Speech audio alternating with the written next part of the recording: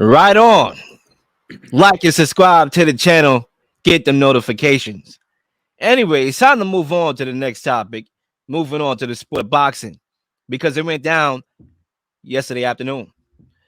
Jake Paul lost to Tommy Fury via split decision.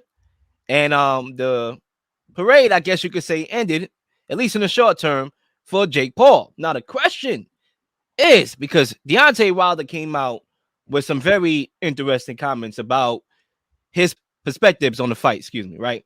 So agree with Deontay Wilder that the ref cost Jake Paul the fight against Tommy Fury. Do you agree, Zay? Um, it's very difficult to gauge. I'm gonna take a quote from Dana White. Never let the fight go to the decision. You never allow the fight to go to the decision and let the judges, the refs call the fight. Like you never let it go there because it's not gonna go in your favor, the favor that you think it is. Because as a fighter, you're doing things to try to calculate points, but you're also trying to take the other opponent out of there, trying to take him out the ring. And unfortunately, we take too many risks, you take too many chances. A lot of points get deducted, or points, you get a lot of misses. Some judges don't see every punch, and sometimes they deduct the punches. Sometimes it takes away. So now instead of getting a point for punching hit landed, it's a punch, just thrown. So now your percentage goes down, and it's getting crazy how boxing has turned into this numbers game where everything is percentages and all this other stuff. I don't know when this started. Everything about being percentage wise, it's about when you look at the fight, who looked like they won. When you look at the fight and you saw both fighters attacking each other, fighting, who looked like they won. And I don't know if I can agree with Deontay Wilder that the ref caused Jake Paul the fight. I think Jake Paul caused himself the fight. I think he didn't prepare as hard as he should have. He tried to play the mental game. He tried to take away the psyche of Tommy Fury from the beginning of when they first scheduled the fight till now. And I think that was Jake Paul's fault. I think he should have trained harder. I think he should have done more to take Tommy Fury out of the ring. Knock him out completely. Really prove yourself as a boxer, as a fighter. So I think for me personally, I think I put more of the blame on Jake Paul because, like Dana White says, you do not allow the fight to go to the judges, to the refs, because you may get robbed. And that's just that's the nature of any sport. You allow the refs to dictate the game, you're going to get robbed in some form of way. You're not going to like everything they have to say. You're not going to like every call and everything. So you have to acknowledge that and take matters into your own hands. Jake Paul had the opportunity for a couple rounds, 6 rounds, 7 rounds. I forgot already. 8 rounds. He had the opportunity for 8 rounds to take Tommy Fury out of there, and he was not able to do so. So for me, I put more of the blame on Jake Paul than the ref. So I do not agree with Deontay Wilder. I'm gonna agree with Deontay Wilder, and let me just be clear here, right? Because I do have connections with people that are connected to Jake Paul recently, right? So, but this is not going to have any, deciding factors on my route. Like when I say things on the mic, I don't really hold back because I know somebody that knows somebody. I actually tell you the truth. That's why I said my name, The Real Leel. So I'm gonna give it to you real. I agree with Wilder, and a lot of people is going to take Wilder's comments as a grain of salt because of his relationship with the Fury family. His rivalry with Tyson Fury and the conspiracy theories regarding the 3 fights that they had. Now, Jake Paul did have some interesting post-fight comments, talking about an illness, arm injury, but I'm not buying that because Radio Raheem, that's my guy over there. I worked with Radio Raheem before. He did an amazing job of doing the interviews with these boxers, and he was all over the place. And he asked Jake Paul specifically, were there any injuries to be worried about? He asked both fighters, and both fighters like, listen, man, I'm good. I'm ready to go. So I'm going to shoot down, respectfully, that notion down completely that there was any injuries, or maybe he just held it down during the interview. But I'm not really buying that much stock into that. Now, I did think Jake Paul could have let his hands go a little bit more. He didn't really have the combination punching and speed to kind of avoid and tactician the Fury movement. Okay, but with that being said, the refs, played a big part in that fight because he just messed up the flow. Trying to break them up.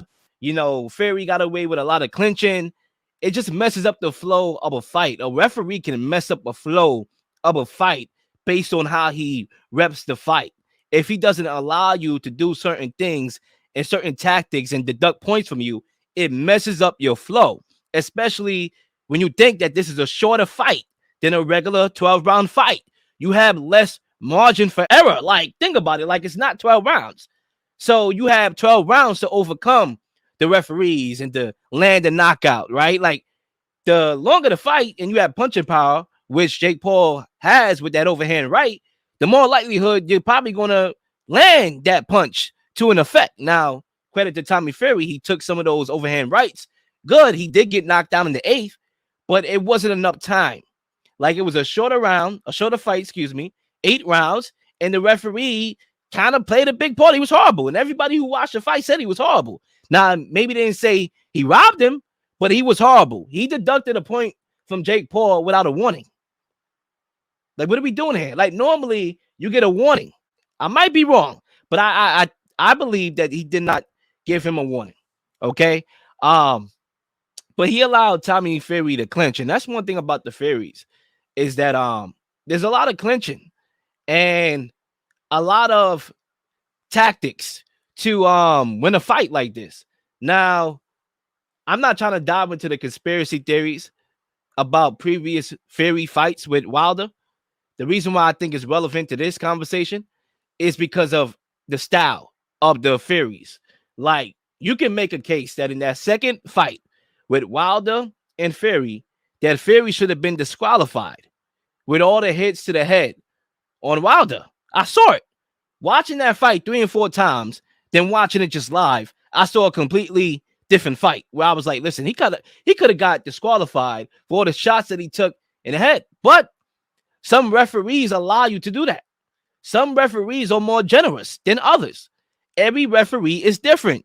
So, for whatever reason, and this is no shot at the Furies, they get the benefit of a referee that allows them to do certain things that are big contributors to them winning the fight, like clinching, holding, hitting at the back of the head, different things, different tactics that messes up the flow of a fight, that messed up a lot of the Wilder flow, right? Even though I'm not taking away anything from Fury, messed up the Jake Paul flow.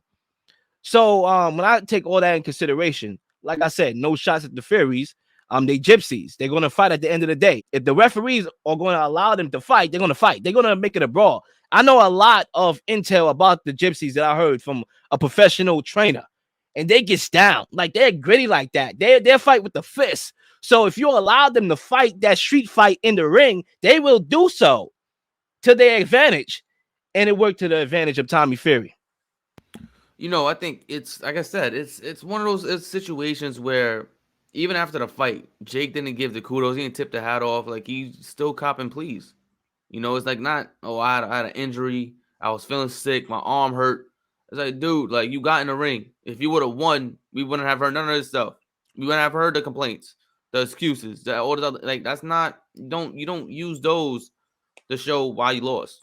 He was a better man today. I got to come back stronger. That's it. If you would have been humble at that point, that would have been more like, all right, he's really a fighter. He's really looking into the next one. He wouldn't make excuses and feed his ego even more. Like, yeah, I shouldn't have fought because, my arm hurt. I was sick 2 weeks ago. I ate the wrong spinach. Like, what are you doing? Like, let's just cut it out. It would have been easier to digest that Wilder, oh yeah, the ref cost him the fight. But even Jake Paul was defeated and didn't want to accept defeat after the fight. Yeah, I don't like that. I just feel like it's churlish. It takes away from the other fighters' preparation for what he did to get into the fight. Everyone goes through something. It's how you get through it. Well, it's the real story. So you want to sit here and cop a plea and all this other stuff. It's like, come on now. I'm not trying to hear all this, like, blah, blah, blah stuff about how you were sick and how you were hurt going into the fight. Everybody's hurt. Everybody got little injuries here and there going into a fight. So you can't be using that as an excuse. If you're really a fighter and you're really dedicated to this craft, just say, the better man won. I'll be back stronger. That's it. And I think for me, now that Jake Paul has tasted defeat, because you can argue Tommy Fury was the only professional boxer that he fought, I actually think that will serve better for Jake Paul's career because he will know that there's certain things and certain tools that he needs in his toolbox to overcome the style of Tommy Fury's and a lot of the cruiserweights out there, right? You talk about Fury, he used a lot of movement. Matter of fact, when I go into my notes and I look at the, how I judge the fights and the rounds, I believe it was round 3, where Tommy was more stationary, didn't show the lateral movement that he did in the first 2 rounds and after that round. And that's where Jake Paul, to me, had his best round in round 3, when Tommy Fury was just stationary. When he decided to move around and jab and box and clinch and do all the other stuff along with that, that's when Jake Paul had a hard time going into his toolbox and bringing stuff that you really can't bring up if you don't have experience out of his arsenal to try to combat that. And when you talk about the referee and how the ref was kind of like just messing up the flow of the fight, it definitely tailored towards Tommy Fury.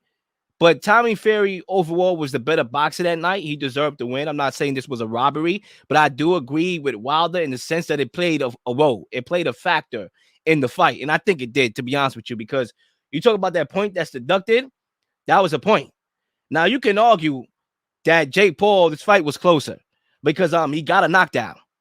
And you could argue that was a 10-8 round. I said 10-9 because I thought Fury bounced back in that round to make it a 10-9 round. But when you consider the knockdown, unless you had Fury winning every single round, 76 or 73, that's dicey, right? And then when you consider the point that was taken away from Jake Paul and the knockdown, did you score at 10-8? Did you score at 10-9? Those are big factors, because if you scored at 10-8 and you deduct that point, then now this fight is literally a draw to me.